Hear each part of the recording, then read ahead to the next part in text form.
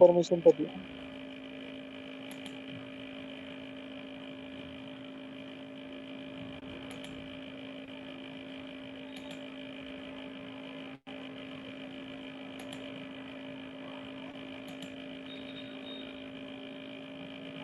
Result দিছে নাকি? Sir result জানেন না তো স্যার, আপনি কিছু জানেন? একটু দেখিনি, দেখেন না এখনো, তাই?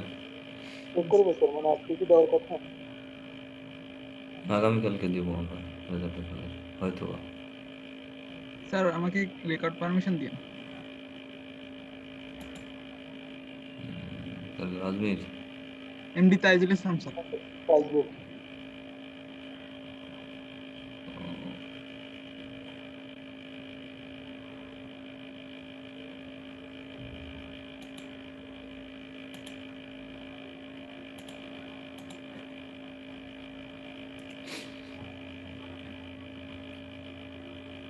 আমরা আজকে অল্প একটু পড়াশোনা করবো, করে এই চ্যাপ্টারটা শেষ করব, এবং এই চ্যাপ্টারটার উপরেই নেক্সট উইকে ক্লাস টেস্ট হবে আপনাদের একটা।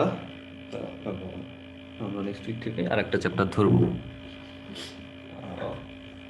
তো এখানে আমরা যেটা পড়তেছিলাম, লাস্ট ক্লাসে যেটা পড়ছিলাম, যে কীভাবে আমরা একটা রিভারকে ট্রেনিং করতে পারি, বা রিভার ট্রেনিংয়ের বিভিন্ন মেথড সম্বন্ধে আমরা আলোচনা করতেছিলাম। এবং সর্বশেষ যেটা আমরা দেখছিলাম সেটা হচ্ছে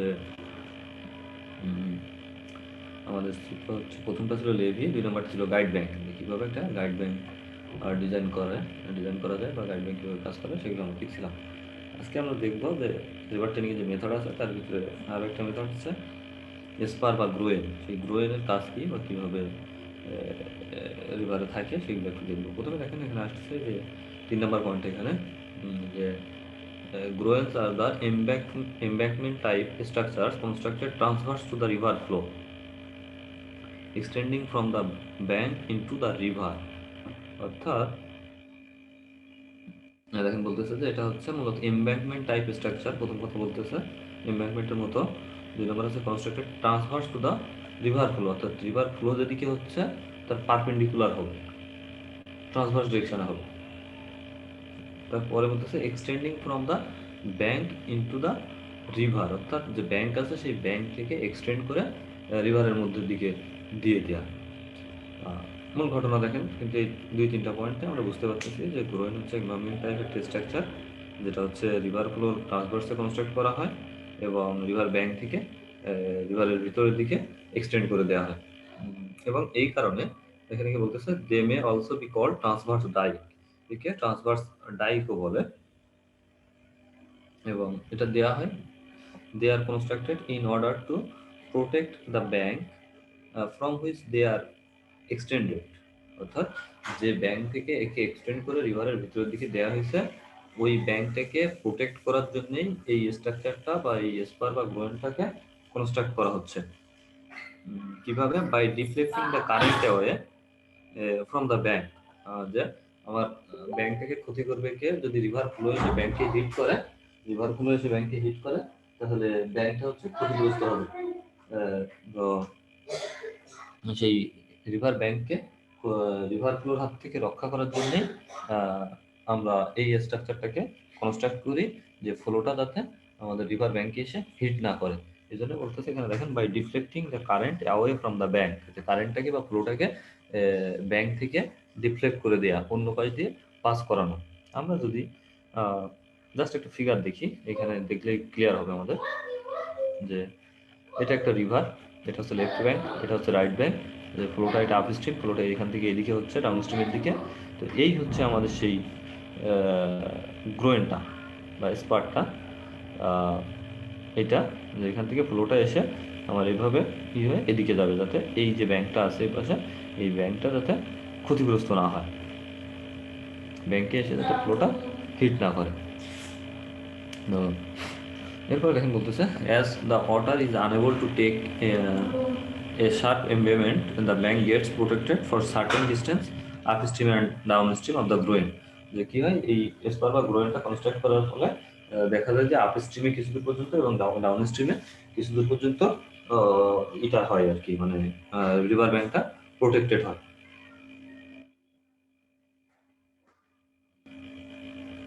এরপরে বলতেছে however the nose of the groin is subjected to tremendous action of water and has to be heavily protected by pitching etc. অর্থাৎ বলতেছে যে এই যে আমাদের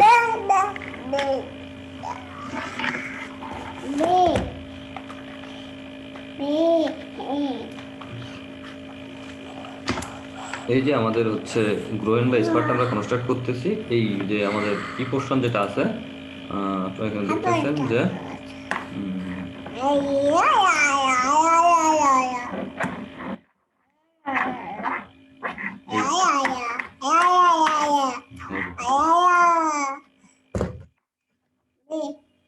একটুখানি লাইনে থাকেন আপনারা।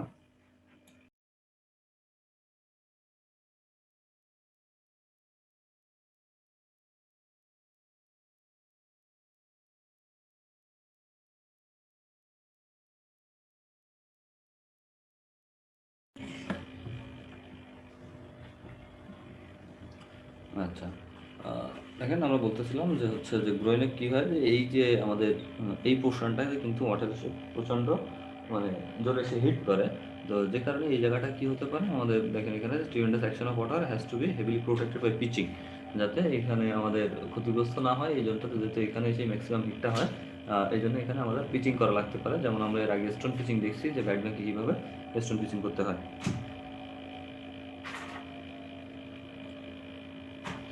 এবং আস্তে আস্তে দেখা যায় যে অ্যাকশনটা হচ্ছে আমাদের এই যে জোনটা, এই জোনটাতে বেশি থাকে, এই জন্যে এর আগে এবং এই পাশে যে পরে এদিকে আর অনেক দূর পর্যন্ত বা আস্তে আস্তে আমাদের যে স্টোন পিচিং বা অ্যাপ্রনটা যেটা থাকে সেটার থিকনেসটা আমরা আস্তে আস্তে কমাই দিতে পারি।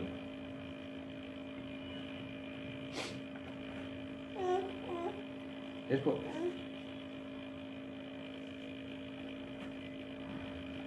এরপরে যে বলতে দেখেন টাইপস অফ অ্যালাইনমেন্ট, যে কত ধরনের অ্যালাইনমেন্ট সাধারণত হতে পারে এখানে যদি একটু দেখি যে বলতেছে দেখেন যে the groins may be built either perpendicular to the bank line or may be inclined upstream or downstream, অর্থাৎ বলতেছে যে সরাসরি পারপেন্ডিকুলার হতে পারে, যেটা এখানে দেখলাম এটা হচ্ছে একেবারে সরাসরি পারপেন্ডিকুলার টাইপ গ্রোইন একটা, আর এটা হচ্ছে আমাদের নাম বলছে রিপিলিং টাইপ। এখানে যেটা হচ্ছে দেখেন এখানে আমাদের সামান্য পরিমাণে কি হয়েছে অ্যাঙ্গেল করে দেওয়া হয়েছে, সেটা হচ্ছে আপ স্ট্রিমের দিকে আবার ডাউন স্ট্রিমের দিকে হতে পারে, এটা আমার যখন যেটা প্রয়োজন হবে সেই অনুযায়ী।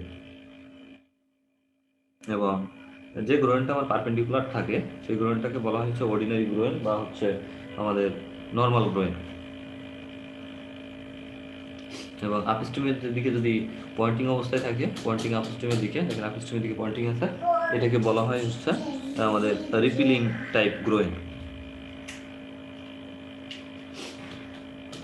এরপরে এদিকে যেটা থাকে এই যে ডাউন স্ট্রিমের দিকে এটাকে বলা হচ্ছে অ্যাট্রাক্টিং গ্রোয়েন বা অ্যাট্রাক্টিং টাইপ গ্রোয়েন, জাস্ট হচ্ছে রাইট সাইডের দিকে আমাদের হয়। এবং সাধারণত এই যে এখানে দেখেন এই যে ফ্লোটা হয়, এই ফ্লো হওয়ার কারণে এই জোনটাতে যদি পানি আসে এখানে একটা স্কোয়ার হোল তৈরি হয়, এরপরে এই ক্ষেত্রে হচ্ছে এখান থেকে জাস্ট এই পোর্শনেই হচ্ছে একটা স্কোয়ার হোল তৈরি হয়। তো এইগুলা একটু পড়বেন, রিডিং পড়বেন, আর এখান থেকে যদি আসে প্রশ্ন তাহলে সেক্ষেত্রে দেখা গেলো যে টাইপসের ফিগার আপনাকে ড্র করতে দেওয়া হলো।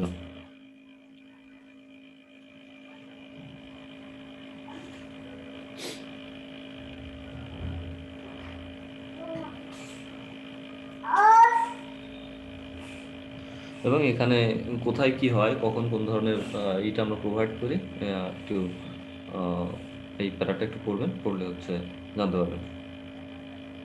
এরপর দেখেন বলতেছে যে গ্রোয়েন মে বি কনস্ট্রাক্টেড, আমরা ফিগারে দেখলাম যে একটা করে আছে, এটা নির্ভর করবে যে আমাদের একটা লাগবে নাকি অনেকগুলো লাগবে, সেটা প্রয়োজন হবে যে আমরা কতটা লেন্থ পর্যন্ত ব্যাংকে আমার প্রোটেকশন করতে হচ্ছে সেটার উপরে।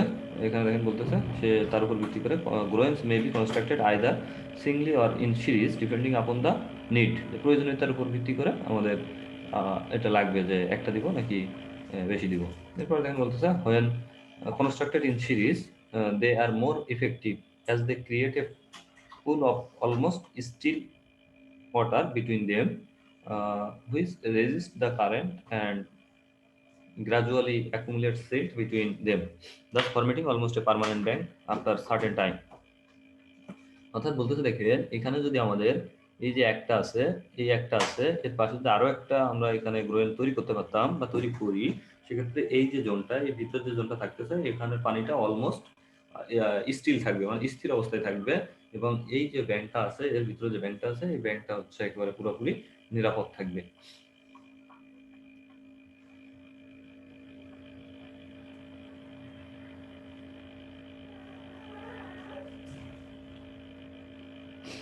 এখানে আপনারা বলতেছে the choice of using them in series arises if the risk to be protected is long or if a single groin is neither strong enough to deflect the current nor quite effective for silt deposition upstream and downstream of itself। অর্থাৎ বলতেছে যে আমাদের দেখা যাচ্ছে যে একটা গ্রোয়েন আমরা ব্যবহার করতেছি, সেক্ষেত্রে সে হচ্ছে আমাদের ব্যাংকটাকে প্রোটেক্ট করতে পারতেছে না সঠিকভাবে ইফেক্টিভ ওয়েতে, বা এখানে যে সিলটা ডিপোজিশন হচ্ছে সেই সিলটা ডিপোজিশন হওয়ার কারণে আমাদের কার্যকর হচ্ছে না গ্রোয়েনটা। সেই সমস্ত ক্ষেত্রে সাধারণত আমরা একের অধিক এই গ্রোয়েন কনস্ট্রাক্ট করে থাকি। এরপরে লেন্থটা কত হবে দেখেন, যে বলছে the length of groynes depend upon the position of the existing bank line and the design or expected line for train river. অর্থাৎ এটা নির্ভর করতেছে যে আসলে আমরা কতটুকুকে প্রোটেক্ট করতে চাচ্ছি সেটার উপরে। Too long groins on easily erodible rivers are susceptible to damage and failure। অর্থাৎ বলতেছে যে হচ্ছে ইজিলি ইরোডিবল ইরোশন হয় যে রিভারগুলোতে, ওই রিভারগুলোতে যদি আমরা অনেক লম্বা গ্রোয়েন ব্যবহার করি সেক্ষেত্রে দেখা যায় যে হচ্ছে আমাদের ড্যামেজ এবং ফেইলিওর হতে পারে। In such case, এই সমস্ত ক্ষেত্রে the best results can be obtained by starting with a shorter length and to extend the groin gradually। অর্থাৎ এই সমস্ত ক্ষেত্রে প্রথমে একটা ছোট গ্রোয়েন ব্যবহার করতে হবে, আস্তে আস্তে হচ্ছে পরেরটা যেটা ব্যবহার করবো তার থেকে একটু বড়, পরেরটা যেটা ব্যবহার করবো তার থেকে আরো একটু বড়, এইভাবে যদি এই করতে পারি তাহলে সেক্ষেত্রে বেস্ট রেজাল্ট পাওয়া সম্ভব।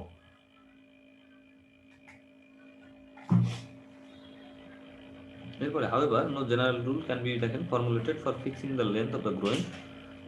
যে সাধারণত তেমন মানে জেনারেল কোনো রুল নাই যে আপনি কতটুকু লেন্থ দিবেন সেটার উপরে। Depend mainly upon the exigencies arising in a specific case. অর্থাৎ বলতেছে আপনি কোন ধরনের সিচুয়েশনে কাজ করতেছেন সেই সিচুয়েশনের উপর ভিত্তি করে, সেই রিভারের উপর ভিত্তি করে এটা নির্ভর করবে যে আপনি গ্রোয়েনের লেন্থটা কতটুকু দিবেন।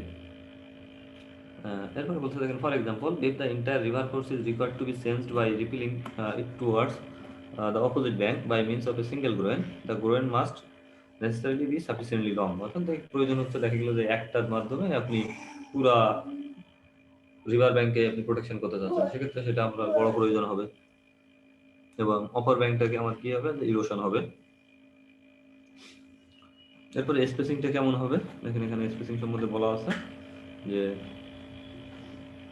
বলতেছে যেহেতু আমাদের গ্রোয়েন সার্টেন লেন্থ পর্যন্ত সে প্রোটেক্ট করতে পারে, এর জন্য ফ্যাক্টর আছে যে আপনি কতটুকু দিবেন, একটা থেকে আরেকটা স্পেসিং কত দূরে দিবেন।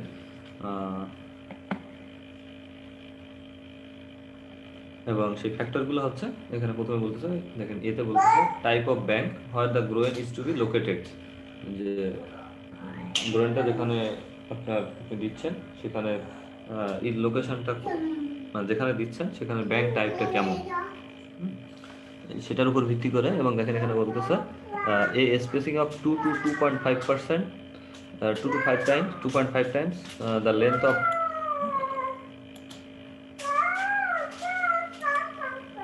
length of groin is generally adopted at the convex bank। Convex ব্যাংকে সাধারণত হচ্ছে 2 to 2.5% হয়ে থাকে কনকেভ ব্যাংকের।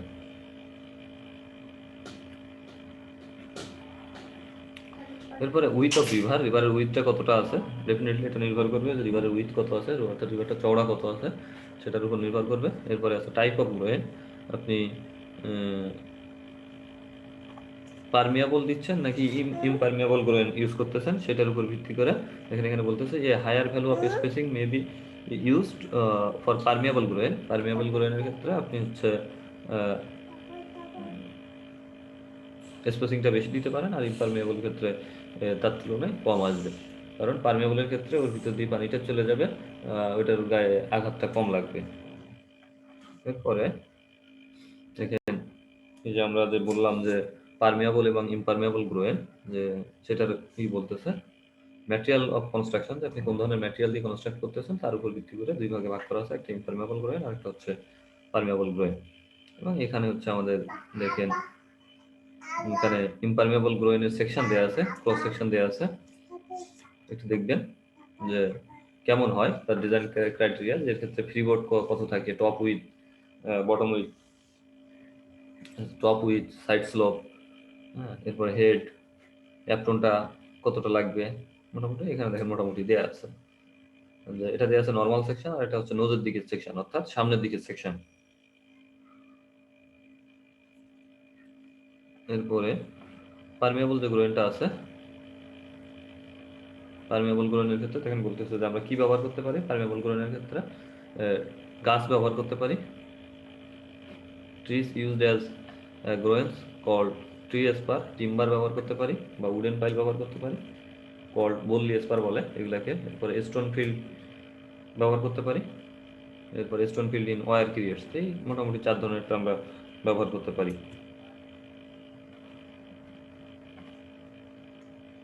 এরপরে পারমিয়াবল গ্রোয়েনের কাজ কি সে সম্বন্ধে দেখেন এখানে বলা আছে।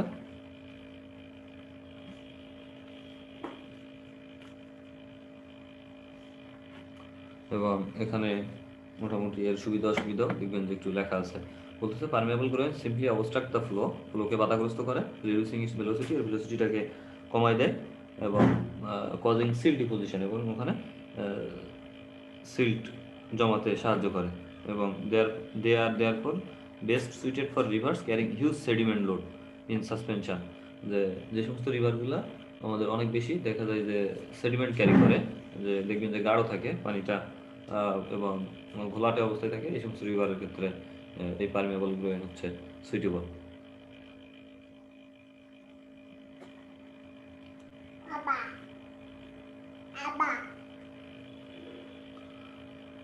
এবং এই যে বললির দেখেন ই দেওয়া আছে, এখানে প্ল্যান বা সেকশন দেওয়া আছে, একটু রিডিং করবেন।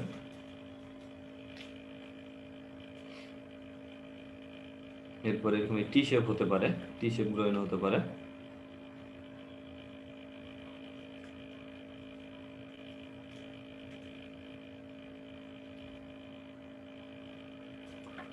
পরে যেটা আছে আমরা দেখছিলাম যে আর্টিফিশিয়াল কাট অফ এর মাধ্যমেও আমরা আর্টিফিশিয়াল কাট অফ তৈরির মাধ্যমেও আমরা রিভারকে ট্রেনিং বা কন্ট্রোল করতে পারি।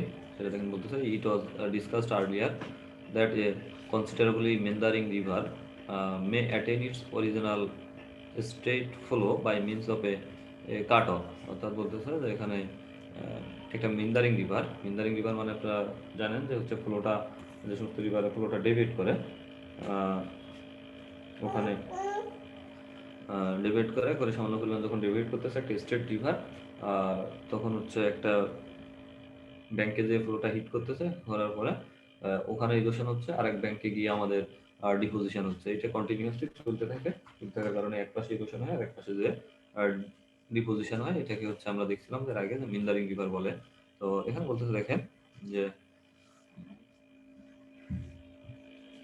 যে আমাদের যে মিন্দারিং রিভারগুলো আছে, এই মিন্দারিং রিভারগুলোতে আমরা যদি কাট অফ তৈরি করতে পারি, আর্টিফিশিয়াল কাট অফ তৈরি করতে পারি, সেক্ষেত্রে এর যে স্ট্রেট ফ্লোটাকে অনেকটা বজায় রাখা সম্ভব।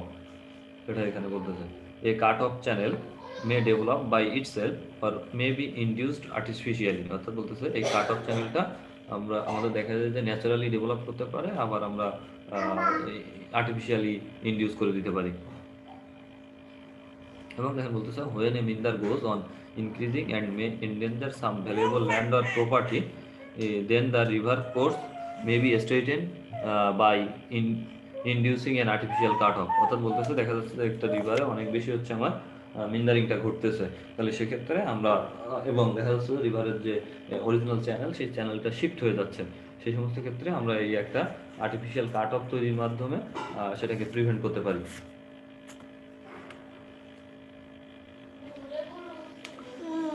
এবং এখানে দেখেন বলতেছে দ্য নিউলি ডেভেলপড কোর্স, অর্থাৎ এই যে আমাদের মিন্দারিং হওয়ার কারণে যে একটা নতুন একটা কোর্স তৈরি হয়েছে, far away from the establishment which otherwise would have been affected. For inducing an artificial cutoff, only a pilot channel is required to be excavated in case of rivers having easily erodible beds। অর্থাৎ বলতেছে যে আপনার যে সমস্ত রিভারে অনেক বেশি আমাদের হয় ইরোশন হয়, ওই সমস্ত রিভারের ক্ষেত্রে আমরা যদি একটা আর্টিফিশিয়াল কাট অফ তৈরি করতে চাই তাহলে আমাদের নতুন করে একটা চ্যানেল তৈরি করতে হবে খননের মাধ্যমে, এবং ওই চ্যানেলটাকে আমার এর সাথে অ্যাড করে দিতে হবে। এবং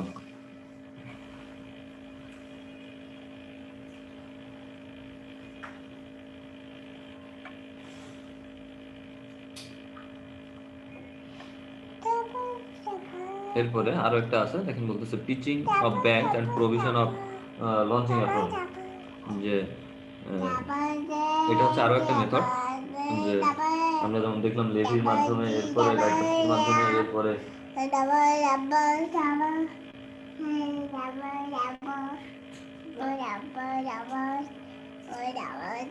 এবং আমরা দেখলাম 3 নাম্বার যেটা ছিল এক্সপ্লোরেশনের মাধ্যমে, 4 নাম্বার আর্টিফিশিয়াল কাঠামোর মাধ্যমে, এবং 5 নাম্বার এখানে বলতেছে যে আপনারা দেখবেন যে ব্লক বসায়, নদীর পাড়ে দিয়ে ব্লক বসায়, এই ব্লকের মাধ্যম দিয়ে আমরা সেটাই বলতেছে যে পিচিং করে আমরা ব্লক বা বোল্ডার টোল্ডার দিয়ে আমরা রিভারকে কন্ট্রোল করতে পারি বা ট্রেনিং করতে পারি।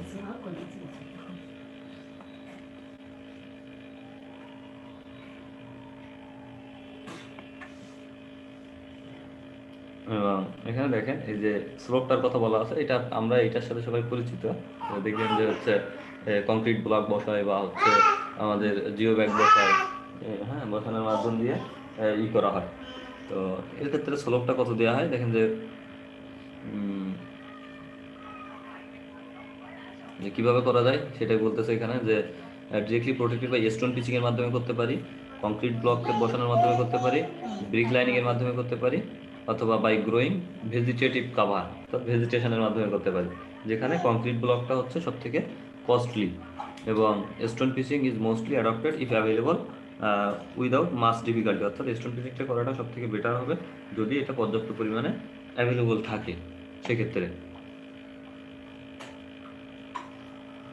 এবং স্লোপটা কেমন হবে সেক্ষেত্রে এখানে দেখেন বলা আছে যে 1:1 হতে পারে, 1:1 থেকে 2:1 পর্যন্ত সাধারণত স্লোপটা থাকে। এটা নির্ভর করবে যে আপনি কোন ধরনের ম্যাটেরিয়াল দিয়ে প্রোটেকশন করতে চাচ্ছেন, যে আপনি কংক্রিট ব্লক দিয়ে করতে চাচ্ছেন, নাকি স্টোন পিচিং, নাকি ভেজিটেশন কাভার, নাকি ব্রিক লাইনিং দিয়ে করতে চাচ্ছেন, এগুলোর উপর নির্ভর করে স্লোপটা হবে।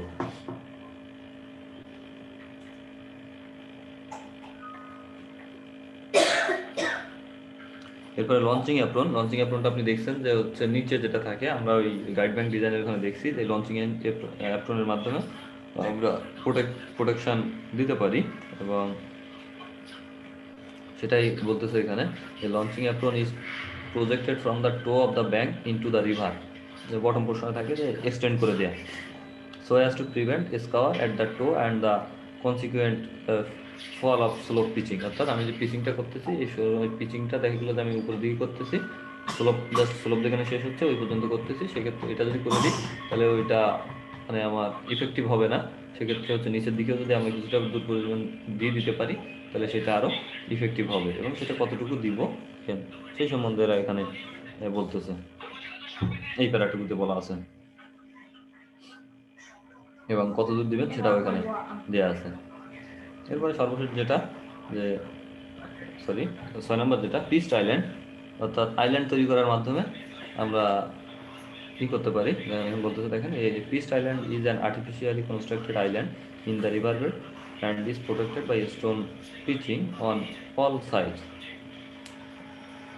অর্থাৎ বলতেছে একটা আইল্যান্ড তৈরি করতে হবে, মনে করেন যে এরকম যে আমার বোল্ডার দিয়ে ওইখানে একটা আইল্যান্ড, আমরা দেখছি যে ডেল্টা ফরমেশন দেখছিলাম, যে ডেল্টা ফরমেশন হয় দুইটা রিভার যে ওখানে সংযোগস্থলে, ওইরকম একটা আইল্যান্ড তৈরি করতে হবে, পরে ওইটাকে পিচিং করে দিতে হবে চারপাশ দিয়ে, এটার মাধ্যমে দিয়েও আমরা প্রোটেকশন বা প্রোটেক্ট করতে পারি।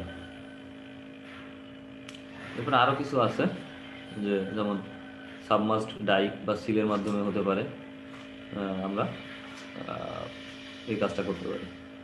আমাদের মেইন টার্গেট বা মেইন হচ্ছে যে আমরা যে ওই যে লেভি যেটা আছে প্রথম যেটা, এবং গাইড ব্যাংক এবং এসপার, প্রথম তিনটা নিয়েই হচ্ছে আমরা বেশি এই মানে গুরুত্ব দিব। পরেরগুলো হচ্ছে আমরা নাম জেনে রাখবো এবং ব্যবহারটা কোনটা কখন ব্যবহার করা হয় এই সম্বন্ধে একটু দেখব। এরপরে কনক্লুশন অ্যান্ড রিমার্কস, অর্থাৎ আমরা এই অনেক কিছু পড়লাম এই চ্যাপ্টারটাতে। আসলে সেই প্রথম থেকে শুরু করে অনেক আছে, 3-4 ক্লাস লেগে গেল। সম্ভবত 4 ক্লাস লাগছে, 3 ক্লাস লাগছে। তো এখানে আর আমি যাব না, এখানে দেখেন। এবং এটা সুবিধা আছে এই চ্যাপ্টারটাতে, এখানে প্রশ্ন দেওয়া আছে যে কোন ধরনের প্রশ্ন থাকতে পারে, এগুলো একটু দেখবে। এবং এখান থেকে কিন্তু এই ধরনের প্রশ্নই হচ্ছে পরীক্ষাতে থাকবে। এবং এখানে দেখেন যে অনুশীলনীতেও কিন্তু ম্যাথ আছে, ওখানে যেমন আছে অনুশীলনীতেও একটা ম্যাথ দেওয়া আছে। যেমন এখানে আমরা দেখেন যে 10 নম্বর সর্বশেষ যে প্রশ্নটা আছে এখানে, যে 10 নম্বরে importance of rivers and necessity of controlling them আমরা পড়ছি। অ্যাগ্রেডিং ডিগ্রেডিং রিভার পড়ছি আমরা। এরপরে মিন্দার প্যারামিটার এগুলোও পড়ছি। হাই ওয়াটার, লো ওয়াটার, মিন ওয়াটার এটাও পড়ছি। Pitching of banks, pitched island পড়ছি। এরপরে গ্রোয়েন পড়ছি। এরপরে লেভি পড়ছি। হ্যাঁ, মোটামুটি কিন্তু এই ধরনের প্রশ্ন সবই আমরা পড়ছি। এবং এটা কিন্তু হচ্ছে যদি আমাদের অফলাইন পরীক্ষা হয় তাহলে সেক্ষেত্রে কিন্তু এই জিনিসসব আপনার মুখস্থ করতে হবে বা বুঝে বুঝে লিখতে হবে, দেখে লেখার কিন্তু কোনো সুযোগ থাকবে না। এই জন্য একটু রিডিং করবেন বারবার, এবং এত জিনিস হয়তো আপনি লিখতে পারবেন না, সে বুঝে বুঝে আপনার মতো করে এবং এর ভিতর থেকে জায়গায় জায়গায় করে নেবেন, নিয়ে হচ্ছে করবেন, করবেন। তো কারো কিছু বলার থাকলে বলতে পারেন।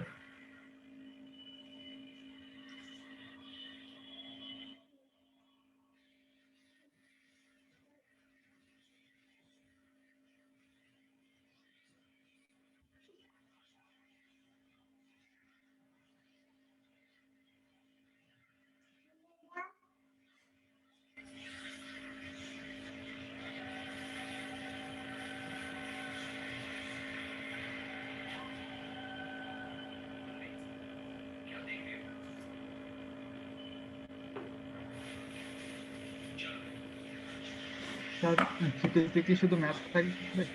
না, থিওরি থাকতে হবে, থিওরি থাকতে পারে, থিওরি থাকার পসিবিলিটি বেশি। না, থিওরি ম্যাথ মিলে থাকতে পারে এবং আবার থিওরি থাকার পসিবিলিটি বেশি।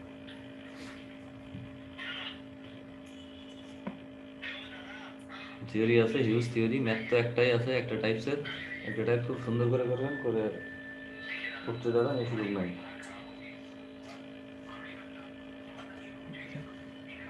ঠিক আছে, আজকে একটু তাড়াতাড়ি হইলাম। আমার কালকে রেজাল্ট দিতে হবে আপনাদের, আমার কিছু কাজ বাকি আছে এখনো, কাজ স্যার করতে হবে, এই জন্য সিটি কি নেক্সট উইকে? হ্যাঁ, নেক্সট উইকে কালকে সন্ধ্যার দিকে হয়তো বা করলে হয়তো রেজাল্ট দিতে হবে, সন্ধ্যাবার দিকে। এই শীট তো দেওয়া আছে নাকি? এই শীট কি পাইছেন? মনে শিফট নিছে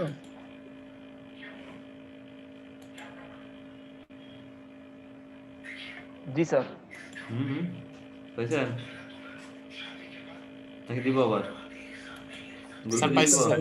পাইছে গ্রুপে দিয়ে দিচ্ছি।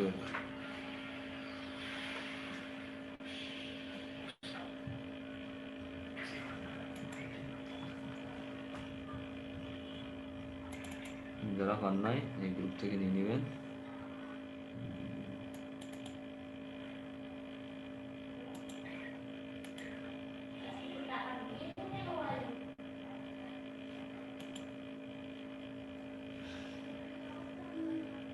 হ্যাঁ,